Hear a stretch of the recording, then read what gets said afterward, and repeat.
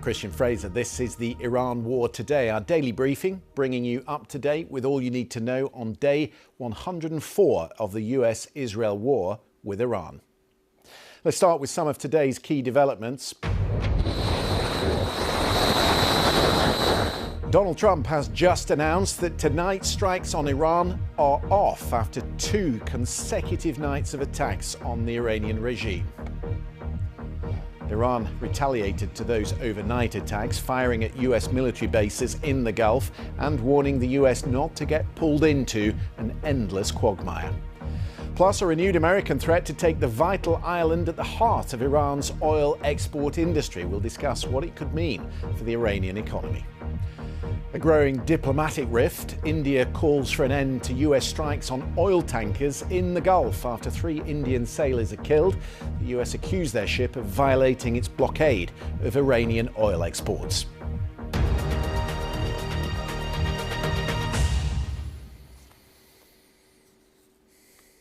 So, the president had this morning said the US will hit Iran very hard tonight, and he threatened in that social media posting to take Karg Island, which handles roughly 90% of Iran's crude exports.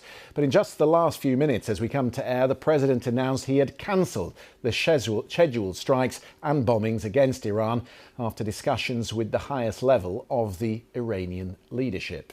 We'll find out what that means in a second. But last night, and for the second consecutive day, the US military hit surveillance and communications systems in Iran. These were the plumes of smoke that were seen rising over the Iranian city of Karaj. In response, Iran fired rockets and drones at US bases in Jordan, Kuwait and Bahrain.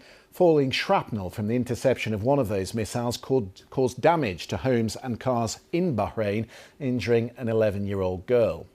In a phone interview with Fox News, Trump later questioned whether the American public had the appetite for a concerted battle to take Karg Island. There would be significant risks involved in such a ground operation, but the White House believes it would totally bankrupt the IRGC. Well, let's bring in then BBC Persian's Giagol, who is in the newsroom. Breaking news in the last few minutes. The third night of attacks, which we were expecting, suddenly called off. What do you make of that?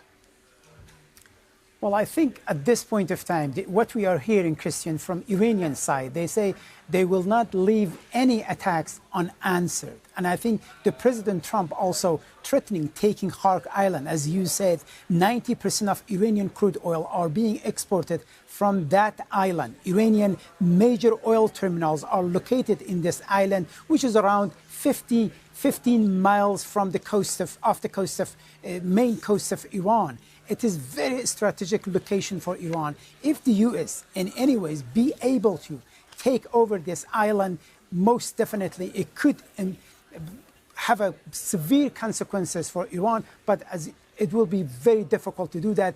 Iranian commanders are vowing that they will retaliate, and if the war continue, if the US resume the war, they will escalate the conflict beyond the region. But one thing is what we are hearing from Iran, it seems there are a different opinion amongst the Iranian decision makers. The Iranian leaders and those Revolutionary Guards commanders who are aligned with the supreme leader, they talk about continue holding the ground, demanding more point from the US, and also pushing US out of the region. But, for example, just a couple of days ago, we heard from Iranian President Pezeshkian. He said he criticized the state television for selectively choosing excerpt from Iranian former supreme leader who was advising them not to negotiate with the US, not to trust the US. He said it was then he himself ordered the government to negotiate and take out the country from this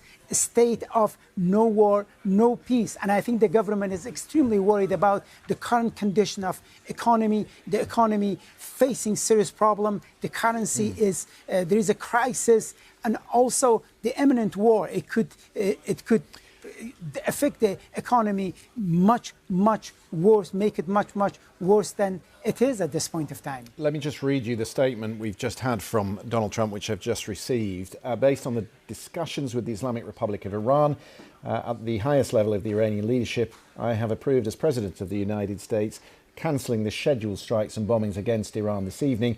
Discussions and final points have been in both concept and great detail approved by all parties involved, including the United States, Israel, Saudi Arabia, UAE, Qatar, Turkey, Pakistan, Bahrain, Kuwait, Jordan, Egypt and others. The naval blockade will remain in full force, he adds, and effect until this transaction is finalised. Time and place of the signing to be announced shortly, which is where we were at the beginning of the week, Gia, before these consecutive nights of strikes. He was talking up the chance of a breakthrough on this memorandum of understanding. Now he is suggesting that they're almost there again. Exactly. I think at this point of time, we know that also Iranian, despite retaliating and attacking U.S. bases and interests in the region, they have opened the diplomatic channel. They say, Iranian officials say, they are in talk with the U.S. via mediators. And even they have said, just yesterday, one of the Iranian ambassador to UN said they are working on finalizing this agreement. But it seems both sides, they really don't want to go back to war. And they have been in talk. Otherwise, despite all these attacks in the past 2 nights, it could easily end the talk between two sides. And it seems to me that President Trump and the U.S. attack on Iran is putting pressure on them and bringing back, imposing those points the U.S. wants to be in this agreement. Obviously, Iranian, at this point of time, they say the nuclear program is not up to negotiation. The Strait of Hormuz will not go back to the previous war, and there will be a new regime in that region, something the U.S. has said is unacceptable. Giacomo, thank you very much for that. Well, you may remember that back in March, shortly after the war started, the UK struggled to find and deploy a Royal Navy destroyer that would be considered fit for service, which was embarrassing, to say the least, given Iran's threat to Cyprus, where the UK has a base, RAF Akrotiri. It put the spotlight on the vulnerability of UK defence and the shortfall, years in the making, of UK defence spending. Today, that all came to a head. The Defence Secretary, John Healey, resigned, and in his open letter, he accused the Prime Minister of putting UK forces at risk. The Defence Industrial Plan, which he was only shown on Monday, 9 months late, falls well short, he said, of what is required for defence and the country at this dangerous time. With me is our diplomatic correspondent, James Landale. That is about as serious a charge a Defence Minister can level at a Prime Minister, is it not? Yeah, no, it's incredibly significant and will have huge political consequences in the UK. On a government that is already on the back foot. It's facing a difficult election shortly. There's questions about its leadership going forward. It is, to accuse for any minister to accuse a prime minister and his own government of not doing enough for national defence is a very grave allegation. So yeah, the consequences politically in the UK will be significant. I think the global sort of international consequences are equally grave because, yes, many countries are struggling with defence spending. This is not a unique problem. But I think the UK's allies and adversaries alike will be looking at what's going on here and they will be drawing their own conclusions about whether or not the UK is actually serious about being the kind of defence and security player that it was in times past. Because the Prime Minister has made big play on the international stage of the role the UK will play. He did it at the Munich Security Conference, as John Healey says in this letter. And he has made commitments to the Ukrainians, to the Norwegians, to the rest of the NATO family, which, on the evidence of what is put in this letter, he's not meeting. That's the key point. Yes, the government has shown leadership in terms of leading a lot of support in the European group for Ukraine. It's shown, leadership in terms of taking a role, managing the Strait of Hormuz as and when there is any kind of cessation of hostilities. That second coalition of the willing with France on that. But as you say, there is a gap between what the British government has committed to in terms of its increase in spending and actually willing the means, taking the steps to meet those targets. And that's the critical accusation that the resigning Defence Minister has made. As we talk, plenty of breaking news on this programme. The letter that he's sent to John Healey in response has just dropped. And in it, he says that he will increase defence spending in a sustainable way and with sustainable borrowing. He would not, he said, put the country's finances at risk. He thanked John Healey for his work. I will always do what is needed, he said, to keep our country safe. But if, in reality, what we see is the UK Royal Navy struggling to get a ship to sea, you can't cover that with politics and with rhetoric. That's the key point, is we're not just talking here about new capabilities to deal with a new changing world where the threat is evolving, where warfare is changing so much that we've seen in terms of, it's not about aircraft carriers anymore, it's about drones, both attack and defensive drones, as we're seeing every day in Iran and in the Gulf. It's the threat is changing. Our alliances are changing. The United States is making it very clear it's less willing to pay for European defence as it has in the past. In that context, more would be required. The accusation that John Healey, the resigning minister, is making is that we're not even committing to maintain our existing requirements and our needs, as you say, evidenced by the fact that the Navy struggled to get a ship out to defend Cyprus at the beginning of this military operation. James, thank you for that. Well, let's return then, shall we, to those latest lines that we've just had since the programme started. The US President announcing that he is cancelling the scheduled bombings against Iran this evening, which he had previewed on social media earlier in the day.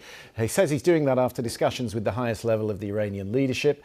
He's written on social media that discussions and final parts regarding a deal with Iran have been, in both concept and great detail, approved by all parties involved. Time and place for the signing to be announced shortly.